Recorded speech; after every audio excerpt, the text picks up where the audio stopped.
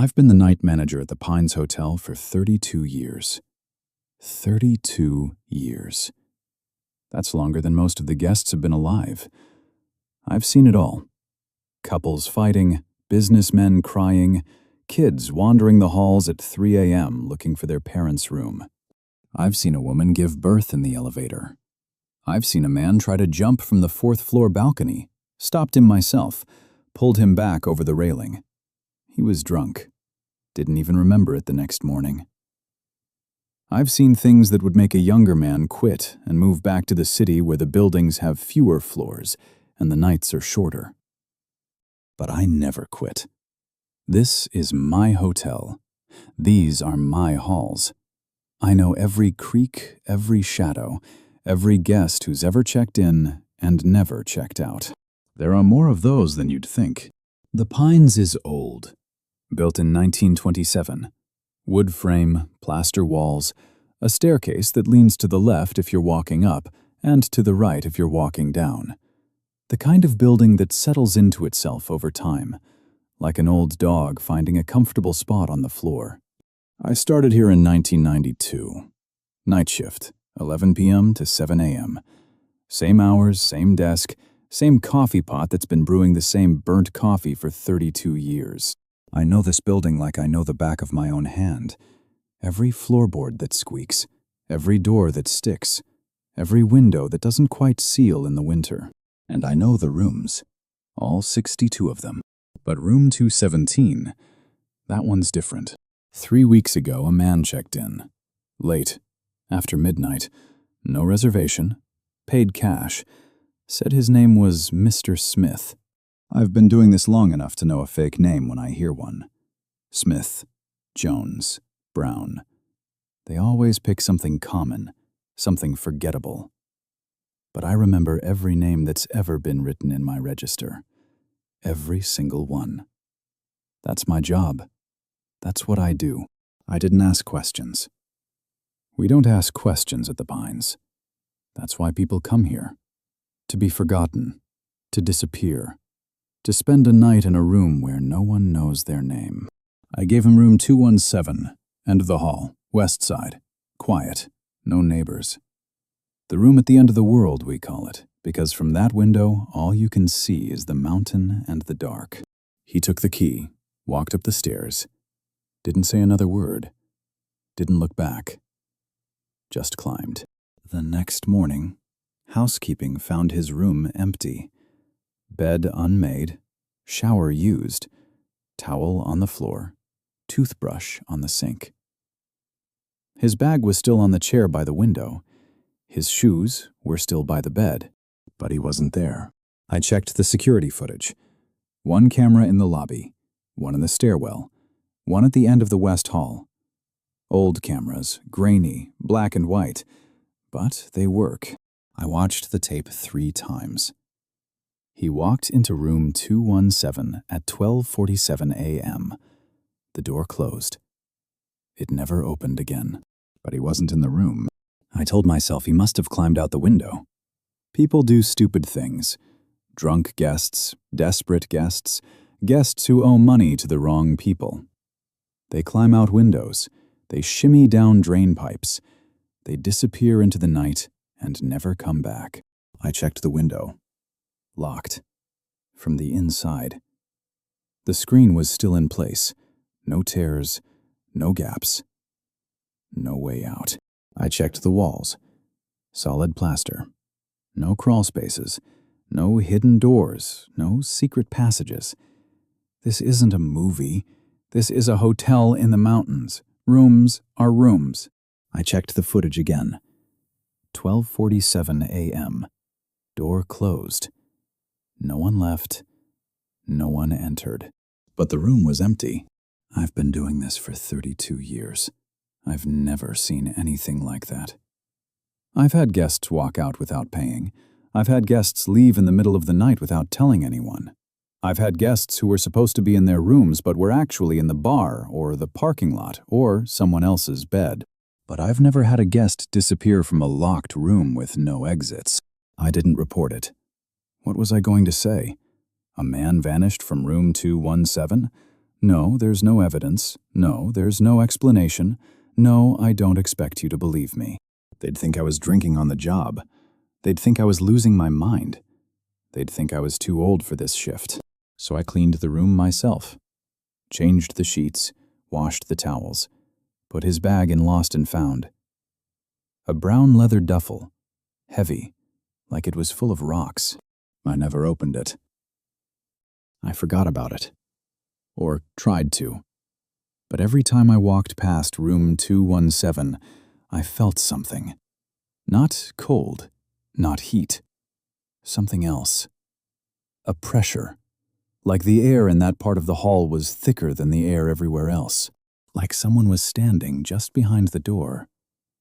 Waiting. Last week, a woman checked in. Late. After midnight. No reservation. Paid cash. She asked for room 217. I told her it was occupied. She said she knew it wasn't. She said she'd already checked. She said the bed was made, and the towels were clean, and the toothbrush was gone. She'd been in the room. Before I gave her a key. Before she checked in. She'd been in there. I asked her name. She said it didn't matter. She said she was there to pick up something her husband had left behind. Her husband. The man who disappeared. I asked her how she got into the room. She smiled. Not a happy smile, a tired smile. The kind of smile someone gives you when they've already explained something too many times and they're done explaining. She said, "The door was open." I gave her the key. I shouldn't have. Everything in my body told me not to, but there was something in her eyes. Not desperation, not grief. Certainty. Like she knew exactly what she was walking into. Like she'd been walking into it her whole life. She took the stairs. I watched her on the security monitor. She walked to room 217, unlocked the door, went inside. The door closed. It never opened again. I ran upstairs, pounded on the door. No answer. Used my master key. The lock turned. The door swung open. The room was empty. Bed unmade, shower used, towel on the floor. 2 toothbrushes on the sink, his and hers. His bag was still on the chair by the window. Her purse was on the nightstand. 2 sets of shoes by the bed. But no people. I checked the footage. She entered at 1:23 a.m. Door closed. No one left. But the room was empty. And the toothbrushes. One was his. One was hers. Both still wet. I've been doing this for 32 years. I've never been scared of this hotel. It's just a building. Wood and nails and plaster. Nothing more. But last night, I was sitting in my office, going through the Lost and Found, looking for the man's duffel, the one I'd put away 3 weeks ago. It was gone. The shelf was empty. The tag was on the floor. The duffel was nowhere. In its place, a key. Room 217, and a note, handwritten, on hotel stationery. The old kind, with the logo from before they remodeled in 2005. One sentence. "We're still here. We never left. Come say hello." I didn't go. I locked the office door. I poured myself a drink. I sat in the dark until morning.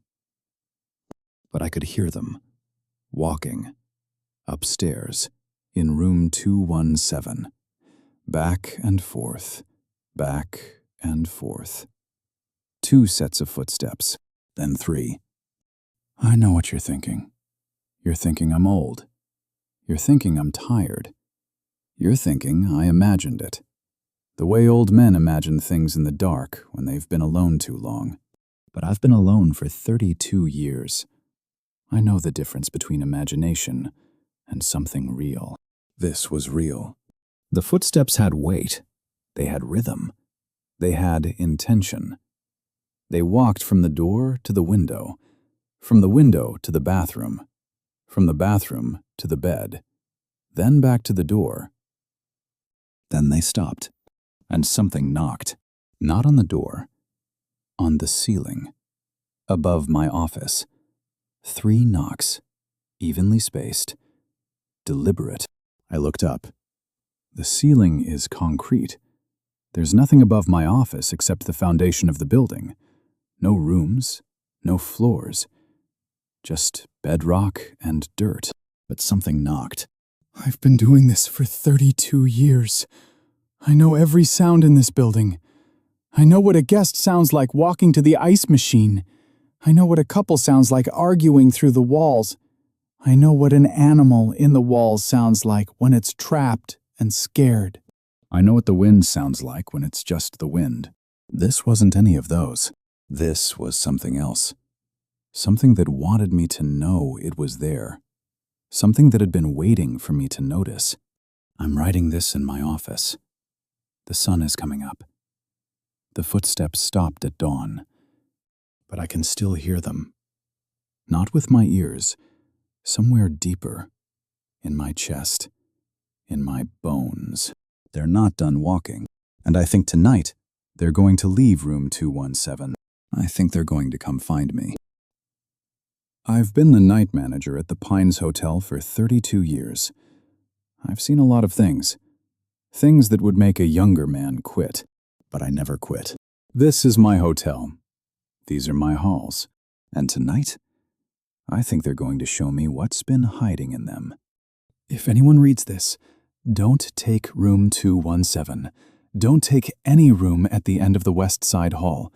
And if you hear footsteps above you when you know there's no one up there, don't count how many sets there are. Because the third one isn't human, and it's been waiting for someone to notice. I just heard the key turn in the office door. I locked it. But the key is still in my hand.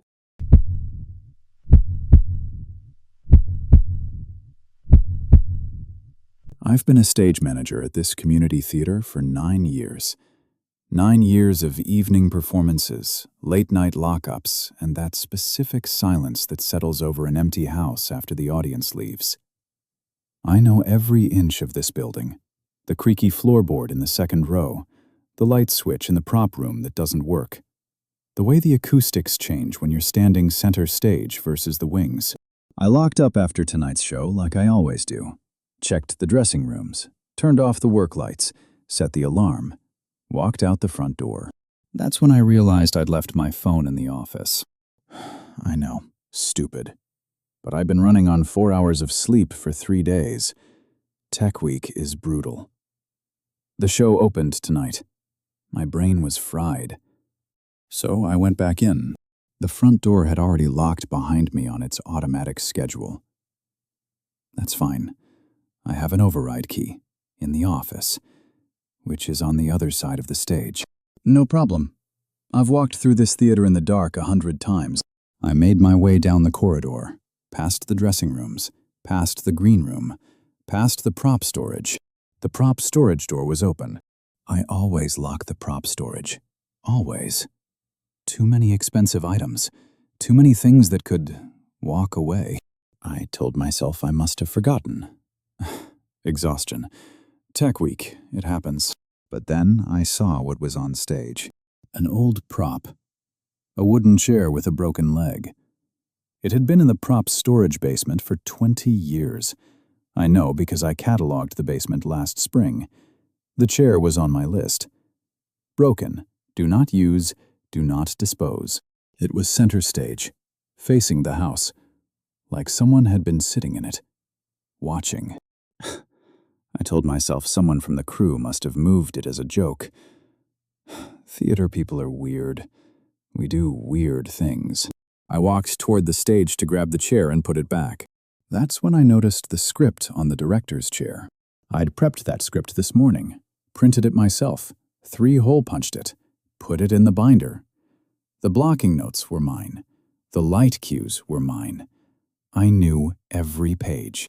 The script was still in the binder, but the pages had been rearranged, and there were new stage directions, handwritten, in a script I didn't recognize. I picked it up, started reading. The stage directions described tonight: the locked door, the prop storage, the walk through the dark corridor. They described me. Stage manager enters from stage right. She stops when she sees the chair. She does not leave. I dropped the script, stepped back. My heel hit the floor and the sound echoed through the empty house. Too loud, too sharp. Wrong. The theater acoustics changed. I've worked in this building for 9 years. I know how sound moves in this space. When I'm on stage, my voice carries to the back of the house. When I'm in the wings, it's muffled. When I'm in the corridor, it's dead. But now, every sound I made was being returned from a direction that didn't exist. From where the back wall should be. From where the audience should be sitting. From somewhere that wasn't there. I called out, "Hello?" My voice came back to me. Not as an echo, as a response. The same word, the same pitch, the same timing. But it wasn't my voice. It was mine. But wrong. Like someone had learned to sound like me by listening to recordings. Close. Not close enough. I ran for the office, through the stage, past the chair, past the wings. My footsteps were too loud, too many. Every step I took, I heard two, mine, and the one keeping pace. I reached the office, slammed the door, locked it. My hands were shaking so badly I could barely turn the key. I grabbed my phone. No signal. Of course. The theater has always been a dead zone. But I wasn't looking at my phone. I was looking at the wall. The house clock. The one above the stage that's been broken for years. The one that's been stuck at 10:47 since before I started working here. It was running. 10:47. The time of the final performance in 1987. I know because I found the old production photos in the archive. A musical. Something original. The reviews said it was brilliant. The reviews said it was cursed. The show closed after one night. The director disappeared. The cast never spoke about it. The theater was dark for 6 months. I found the production photos last year. Black and white. Grainy. The stage looked exactly like it does tonight. Same lighting positions. Same set pieces. Same chair with the broken leg. And standing at the back of the stage, in the shadows, wearing a gray coat that I recognized, was me. Same hair, same height, same way of standing with my weight on my left foot. But the photo was taken in 1987. I wasn't born until 1993. I stared at that photo for a long time. I told myself it was a coincidence, a trick of the light, someone who looked like me. But I knew. The same way I knew the script had been changed. The same way I knew the prop had been moved. The same way I knew the voice in the dark wasn't an echo. Something has been in this theater since 1987. Something that didn't close with the show. Something that has been rehearsing. Every night. For 39 years. And tonight, I'm in the script. I stayed in the office until dawn. The clock on the wall ticked. The pages of the script turned on their own. The chair on stage creaked like someone was sitting in it. I didn't sleep. I didn't move. I just listened. At 6 a.m., the front door unlocked. The automatic schedule. I ran. Didn't look back. Didn't check the stage. Didn't grab my phone. I just left. I went home. I showered. I tried to sleep. That evening, I got a call from the director. He asked me why the stage was set for a production he didn't schedule. He asked me why the house clock was running. He asked me who was standing at the back of the stage in the gray coat. I told him I didn't know. But I went back to the theater this morning, before anyone else arrived. I wanted to see. The stage was empty. The chair was gone. The clock was stopped at 10:47 again. But on the director's chair, there was a new script. The title page said, "The Rehearsal, Act 2." And under the title, in handwriting I recognized from the photo archive, The same handwriting as the stage directions from 1987. Was my name. I'm not the stage manager anymore. I'm the lead.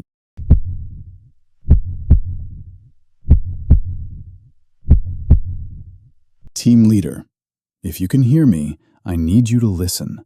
I'm at the edge of the designated search area. The storm is moving in faster than you said it would. I can't see the path back to the vehicle, and I'm not sure I'm alone out here. Let me back up. I've been doing search and rescue for 4 years, mostly missing hikers, lost kids, the occasional elderly person who wandered off. You learn to read the woods. You learn what's normal and what isn't. Normal is the sound of wind through pine needles. Normal is the smell of wet earth after a light rain. Normal is the way your footsteps echo differently when you're walking through a clearing versus a dense thicket. Tonight was supposed to be a child, 6 years old, wandered away from a campsite about 8 miles from here. Her name was Lily. Blue jacket, pink boots. Her mother was hysterical. Her father was trying not to be. We found her around 9 p.m. Cold, scared, but fine. Just got turned around in the dark. Happens all the time. Her parents took her to the hospital. The team started standing down. People packed up their gear. Someone made coffee. That's when I should have left too. But I dropped my radio somewhere during the search. Cheap clip. Must have snagged on a branch. So I went back to look for it. Told the team I'd catch up. That was 2 hours ago. I found the radio eventually. On the ground near a fallen log, about half a mile from the command post. But when I reached into my bag to grab it, my hand touched something else. Something that wasn't mine. Smooth, curved, cool to the touch. I haven't looked at what it is. I don't want to know. Large animals in these woods. Deer, bears. They get into things. Maybe I picked up a stick without realizing. I kept walking toward the vehicle. That's when I noticed the smell. Wet leaves. Cold. And something underneath. Something that wasn't the woods. Something human. But wrong. Like someone who hadn't bathed in a very long time. Like someone who had been sleeping in the dirt. Like someone who had been waiting. I stopped walking. Listened.